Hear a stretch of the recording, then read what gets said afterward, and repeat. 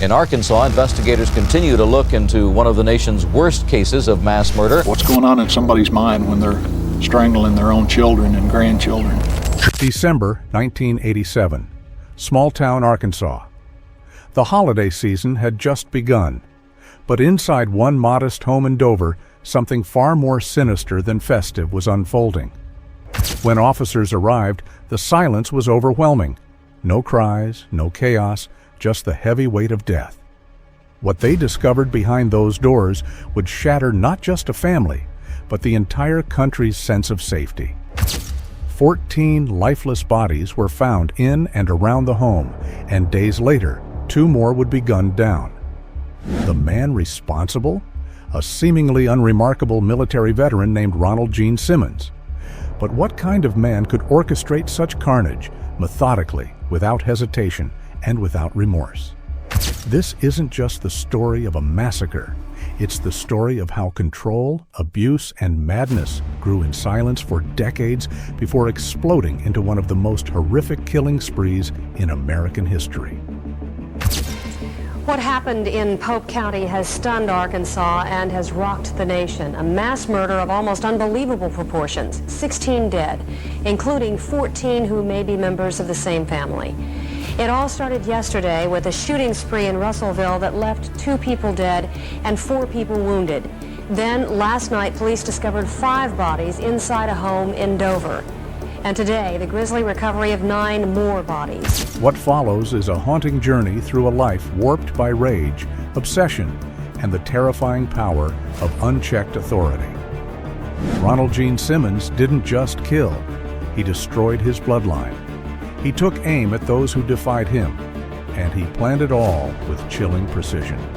This is the true story of the Simmons family massacre, a case so disturbing, so heartbreaking, that even decades later, it leaves behind more questions than answers.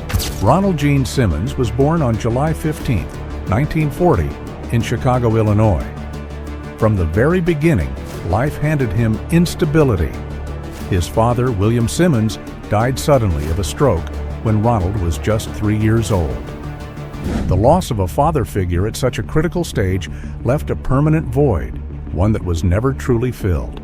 Just a year later, his mother, Loretta, remarried. Her new husband, William D. Griffin, was an engineer with the U.S. Army Corps, a job that demanded frequent relocations from one project site to another across the country. For most children, moving around might be an exciting adventure. But for Ronald, it was the beginning of a rootless, emotionally fractured upbringing. Each time he settled into a new place, he had to start over. New school, new teachers, new classmates. He rarely had time to form lasting friendships, and when he did, they were ripped away by the next transfer. He became isolated, withdrawn, and distrustful of others. Teachers found him difficult, rebellious. Classmates often described him as distant or aggressive.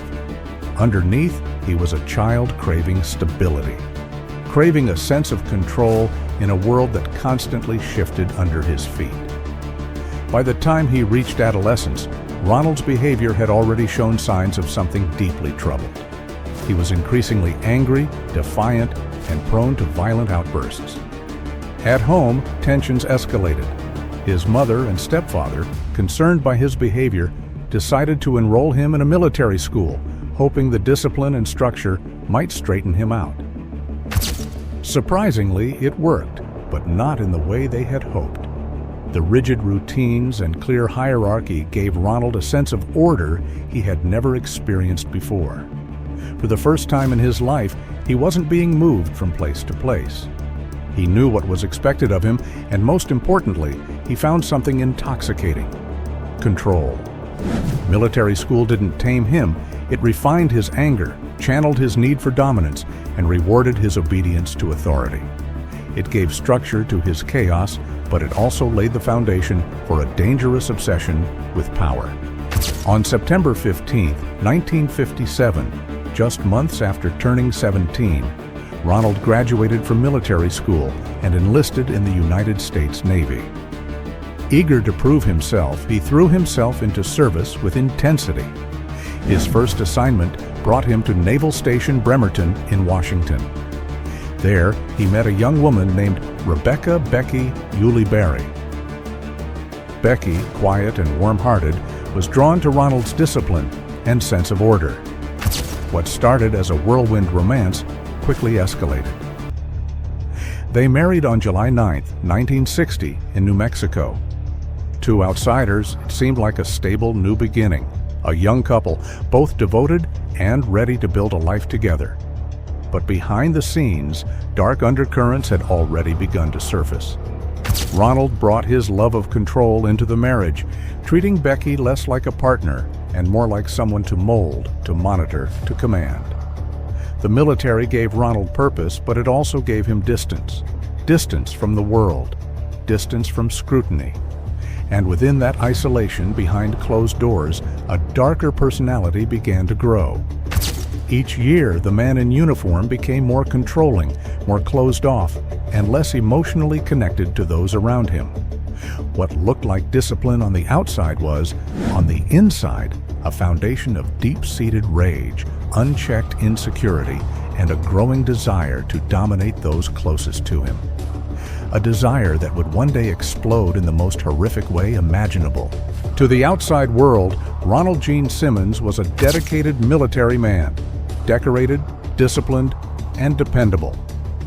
But within the walls of his home, a different Ronald emerged. As the years went by, his marriage to Becky grew increasingly toxic. Ronald wasn't just controlling, he was obsessive. Every aspect of Becky's appearance and behavior had to meet his exacting standards. From the way she dressed to how she styled her hair, nothing escaped his scrutiny. They would go on to have 7 children together: Ronald Jr., Sheila, William, Loretta, Eddie, Marianne, and Rebecca. On the surface, they looked like a typical military family, living in base housing, moving often due to assignments. But inside their homes, fear ruled. Ronald didn't parent, he dictated.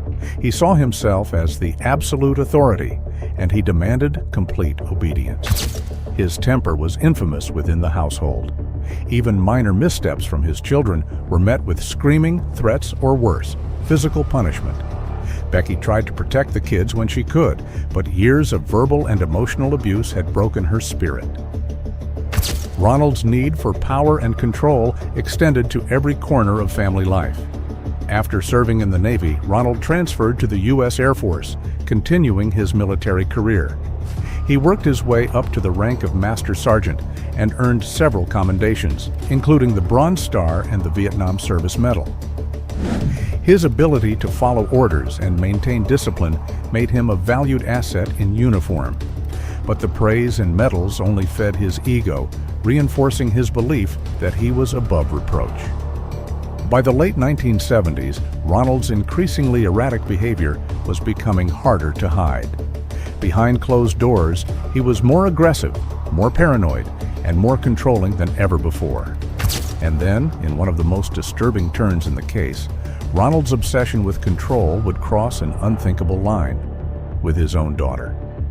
What started as disturbing favoritism toward his daughter Sheila spiraled into one of the darkest revelations in American true crime history.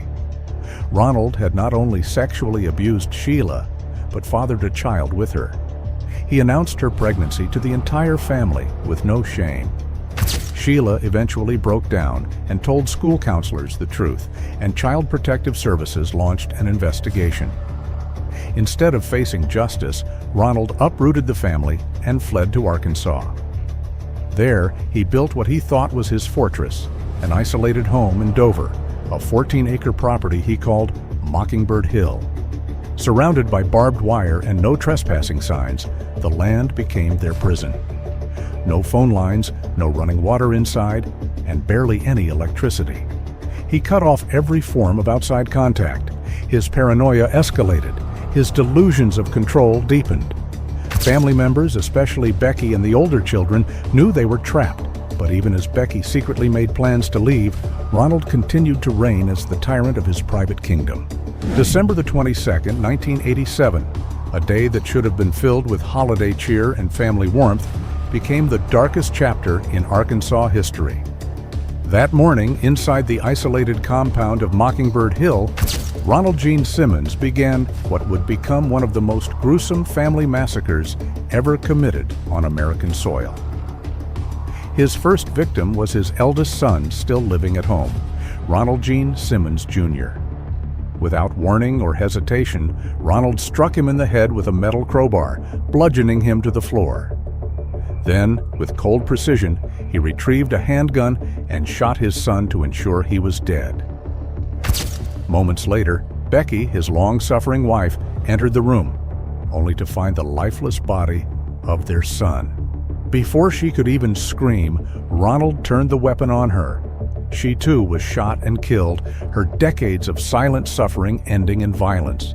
Then came 3-year-old Barbara, Sheila's daughter, the granddaughter Ronald had fathered through incest. Innocent and unaware of the horror around her, she was quietly strangled.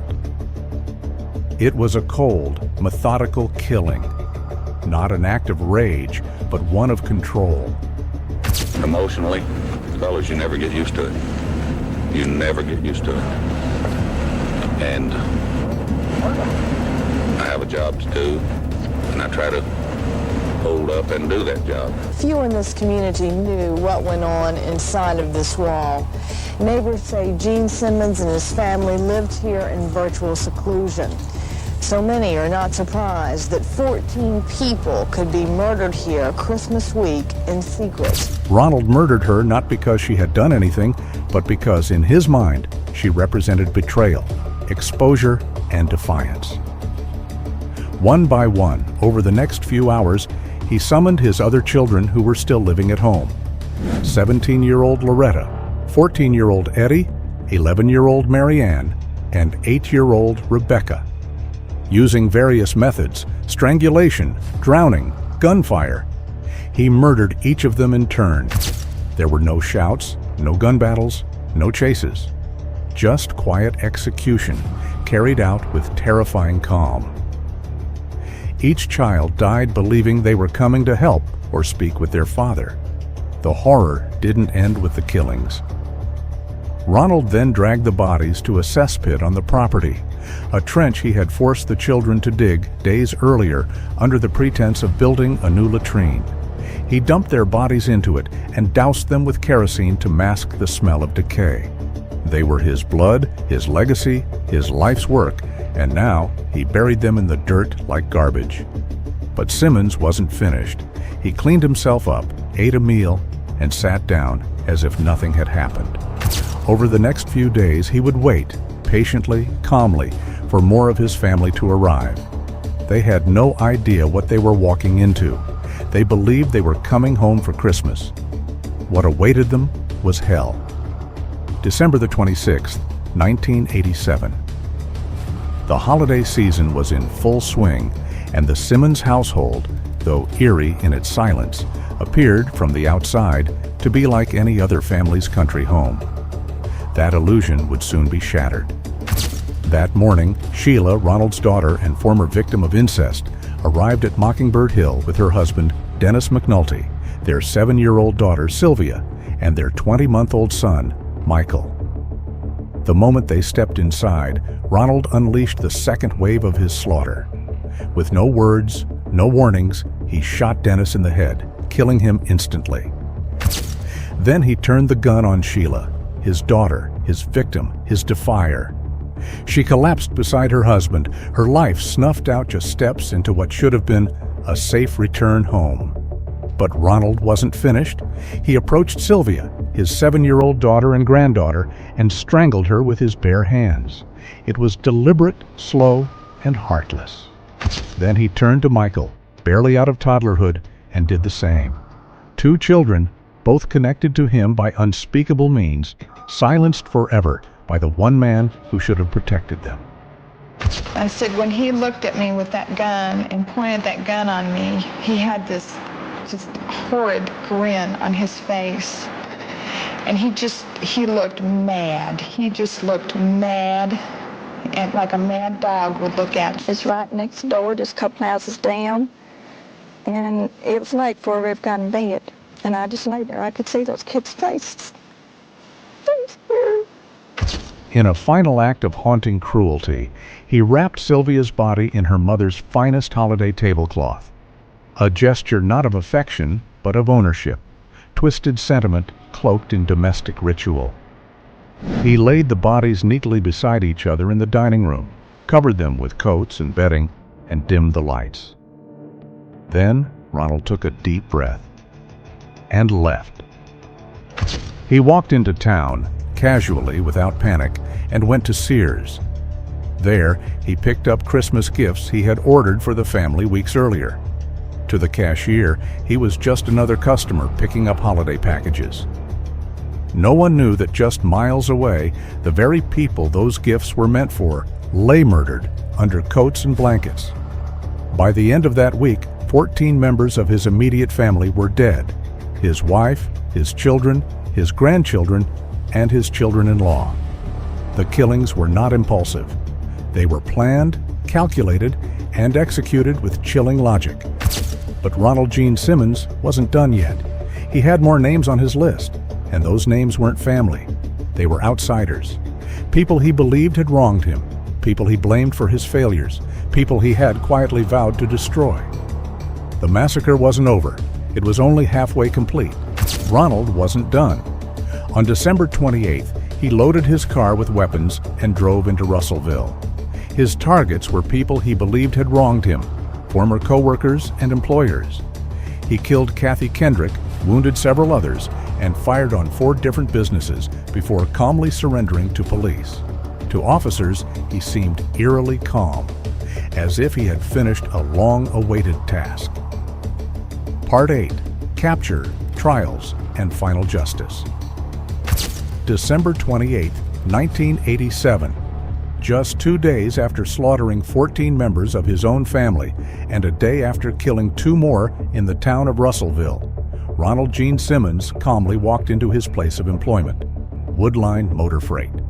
He had just shot and killed a receptionist and injured several others during his final spree of revenge. But instead of fleeing or resisting, he simply sat on a bench in the lobby, his weapon placed neatly beside him. When police arrived, they found him just sitting there, silently, as if he had been expecting them all along. He did not try to run. He didn't protest. He made no effort to explain himself or ask for a lawyer. When officers approached, he quietly allowed himself to be handcuffed. Not a word, not a flinch. The same man who had just committed one of the most horrific mass murders in American history behaved as if he were a man surrendering to fate, not justice. When investigators began their interrogation, they were not prepared for what came next. Ronald Gene Simmons didn't deny anything. In fact, he gave a full confession, detailing each murder with eerie, clinical detachment. He listed the names, the methods, the timeline. It wasn't just an admission, it was a guided tour of the horror he had orchestrated. There were no signs of remorse, no tremble in his voice. Instead, Simmons framed the killings as a necessary act of justice. He told investigators that his family had turned against him, that his community had failed him, and that his murder spree was a form of retribution, a final act of control in a world he believed had stripped him of all power. Charged with 16 counts of capital murder, Simmons was placed in solitary confinement as the judicial system prepared for what would be one of the most shocking trials the state had ever seen.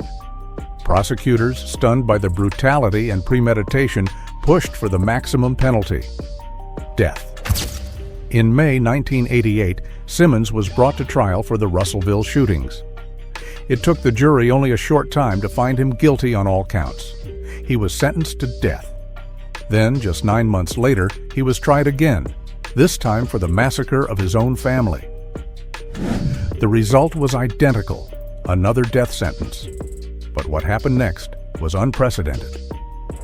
Ronald Gene Simmons refused to appeal either of his convictions. In fact, he insisted on being executed. He waived all of his post-conviction rights and repeatedly told the court that he wanted to die. He declared, "To prolong my life would be a greater punishment than death. Anything less than death would be cruel and unusual." His refusal to fight for his own life caused a legal and ethical uproar. Jonas Whitmore, a fellow death row inmate, feared that Simmons' unprecedented choice would set a dangerous precedent, that inmates could waive their appeals and fast-track their executions, potentially hurting the broader legal protections for prisoners. Whitmore filed a case on Simmons's behalf, arguing that Simmons was not mentally fit to waive appeals, and that allowing him to do so endangered others. The case went all the way to the U.S. Supreme Court in Whitmore, Arkansas. But the court ultimately sided with Simmons, ruling that a defendant had the right to accept their sentence and choose execution. On June 25, 1990, Ronald Gene Simmons was led into the death chamber at the Cummins Unit in Arkansas. He had declined all visitors, requested no final meal, and did not want a minister present. True to form, he greeted death with stoic silence. His final words were both cryptic and chilling. "Justice delayed finally be done is justifiable homicide."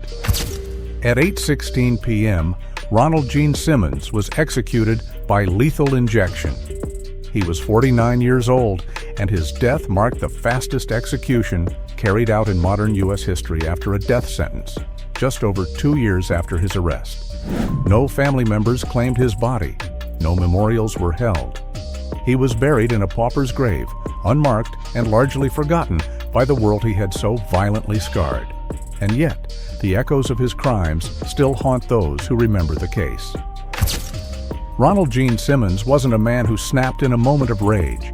He was a man who plotted, waited, and executed with terrifying calm. His name is now etched not in honor or history, but in infamy as the architect of one of America's most chilling massacres. The Simmons family massacre remains one of the most deeply unsettling true crime cases in American history. Not merely because of the staggering number of victims, but because of how chillingly premeditated and personal the killings were. This wasn't the act of a stranger. This was a father, a husband, a man who was supposed to protect and provide, turning into the architect of his family's annihilation. Ronald Gene Simmons didn't just kill, he dismantled generations.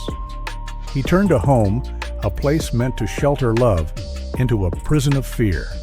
He ruled with unchecked authority, hidden behind a veil of military medals, discipline, and a carefully curated image of respectability. But beneath that facade lived a tyrant fueled by control, entitlement, and rage.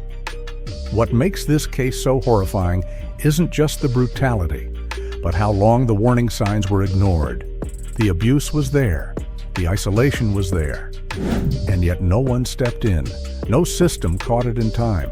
No one imagined that the quiet house at the end of Mockingbird Hill held a ticking time bomb waiting to explode. It's a haunting reminder that evil doesn't always come wearing a mask. Sometimes it looks like your neighbor, your coworker, a decorated veteran, a father. Could this have been prevented? Perhaps. If institutions had listened more closely, if whispers hadn't been dismissed, if courage had outweighed fear. But in the end, no one stopped him.